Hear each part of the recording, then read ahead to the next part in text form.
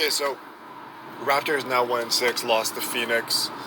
What I wanted to talk about, and I want to date this, January 7th, 2021, 10:30 a.m. It's because I'm going to make some points here, and I want anybody jumping on it a little bit later. Because I'm trying to take something away from every game, something that I see from playing the game at a very low level, but playing the game for 20 years of my life, and watching professional basketball. I've been watching ball, I want to say since like '99, but I can't really say that I was understanding really what was going on.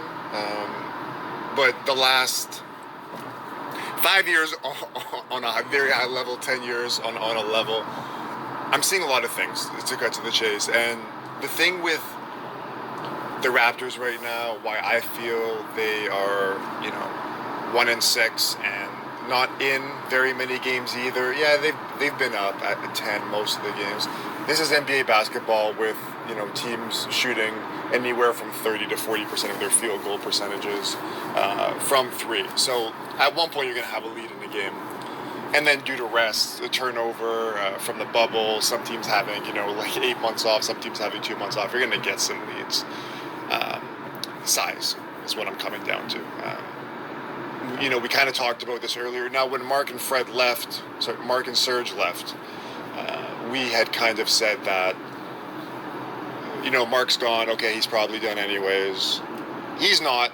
He's still giving pretty much what he did last year. And these are just, minutes. A lot of Raptors fans watched him last year and were kind of just saying, this guy's missing a lot of layups. And these are all true things, but what he does do is, just be a fucking monster in the lane at, a legit 7 feet tall, like a 7'3" wingspan. Just there, when Fred or Norm, OG, these guys get blown by or whatever it is, there's a monster there. And you can't just have a free layup with, God love him, Aaron Baines, or, Boucher's a great shot blocker, but there's just not that fear I don't feel anymore.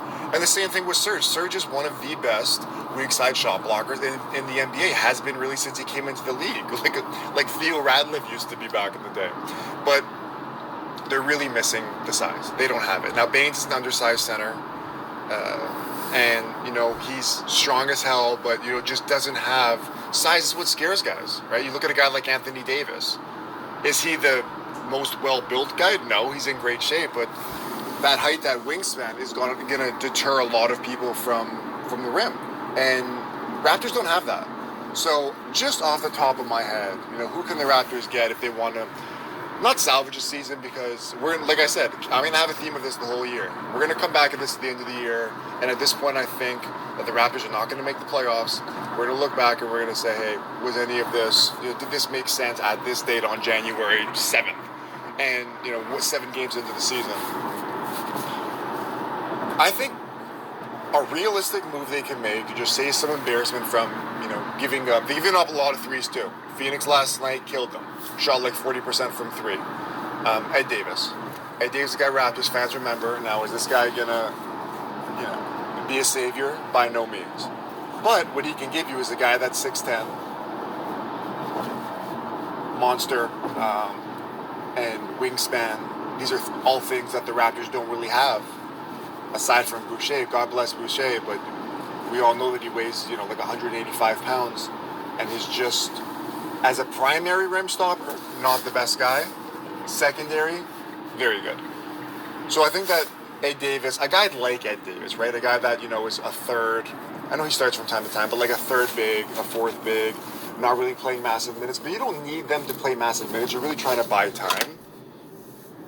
And if you get a guy like that, who you can play him anywhere from 20, 25 minutes a game, maybe get some offensive putbacks, average you, 6 to 10 points. And not even really for the numbers, but the Raptors are one of the worst rebounding teams in the league. And this all comes full circle to the same thing. They just don't have the size. Guard play's been better. Kyle's percentages have gone up, and Norm's percentages, have not gone up, but Kyle and Fred have been, pretty good. But once again, both those guys are, brushing 6 feet in height.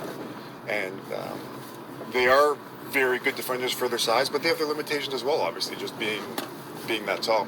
So just a quick little, we're calling it a podcast, but just quick ideas after last night's game.